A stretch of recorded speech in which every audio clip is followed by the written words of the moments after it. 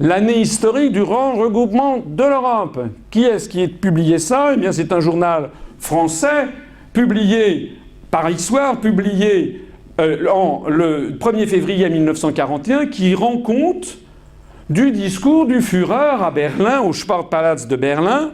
1941 sera l'année historique du regroupement de l'Europe, de la nouvelle Europe, conçue par M. Walter Hallstein.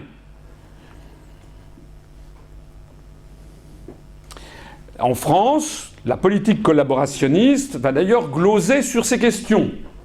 Sous Pétain, on aura notamment des brochures, des documentations sur la France européenne. On voit qu'il s'agit de la construction de l'Europe. L'inauguration de l'exposition La France européenne avec les autorités nazies le 6 juin 1941 à Paris. Et l'on sait également qu'il y aura dans cette exposition, on voit ici les autorités nazies avec le représentant personnel du maréchal Pétain. On voit également dans cette exposition l'avant et l'après, l'ancienne Europe et la nouvelle Europe. L'ancienne Europe, on la voit ici avec toutes ses barrières nationales. Hier, l'Europe cloisonnée des démocraties inefficaces. C'est comme ça que c'est présenté.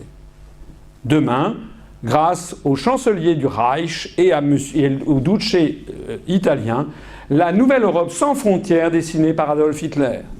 Il n'y aura plus de frontières, les communications seront faciles. Il y aura des grands axes de communication qui permettront d'avoir enfin un sentiment européen et ça sera favorable au commerce. D'ailleurs, toute la propagande de Vichy consiste à dire qu'il faut imiter l'Allemagne. Je travaille en Allemagne pour la France. Travailler en Allemagne, français, pour rendre la France plus forte. Il faut faire comme les Allemands. C'est extraordinaire. On pourrait presque les ressortir, ces affiches. On avait donc Pétain qui, par ailleurs, disait « Connaissez-vous mieux que lui les problèmes de l'heure ?» On pourrait mettre d'ailleurs la tête de François Hollande. « Connaissez-vous mieux que lui les problèmes de l'heure ?» Il se prévaut d'une compétence technique, comme Sarkozy.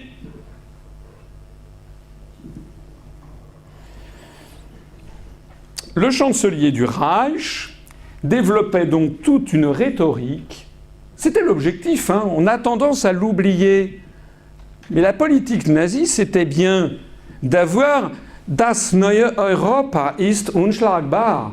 La nouvelle Europe est invincible. Europas siegt dein Wohlstand, l'Europe se bat pour ton bien-être. Europas Freiheit, un soldat nazi qui se bat pour la liberté de l'Europe. Échec à l'ennemi de l'Europe, ça c'est une brochure publiée par les autorités françaises sous l'occupation. Les ennemis de l'Europe, ce sont les anglo-saxons, c'est les Anglais, avec un Stuka qui les bombarde. Officier nazi pendant la Deuxième Guerre mondiale, Walter Hallstein fut fait prisonnier par les Alliés pendant la bataille de Cherbourg. Entré ensuite, après 1945, au sein de la CDU d'après-guerre, il devient rapidement le secrétaire d'État aux Affaires étrangères du chancelier Konrad Adenauer en 1951. À ce poste, il élabore la doctrine Hallstein et négocie au nom de la République fédérale d'Allemagne les modalités de la construction européenne qu'on lui demande de préparer. Il ressort les dossiers qu'il avait préparés au mois de juin 1938. Il co-signe le traité de Rome le 25 mars 1957 avec Adenauer, le fameux traité dont j'ai créé l'UPR pour proposer aux Français d'en sortir. Et si vous ne me croyez pas, eh bien voici la photo. On a ici Adenauer et vous voyez juste à côté de lui Walter Hallstein, le juriste nazi choisi par Hitler pour préparer la nouvelle Europe. C'est bizarre qu'on vous en parle jamais. C'est bizarre qu'on vous en parle jamais. C'est bizarre qu'on vous en parle jamais. C'est bizarre qu'on vous en parle jamais.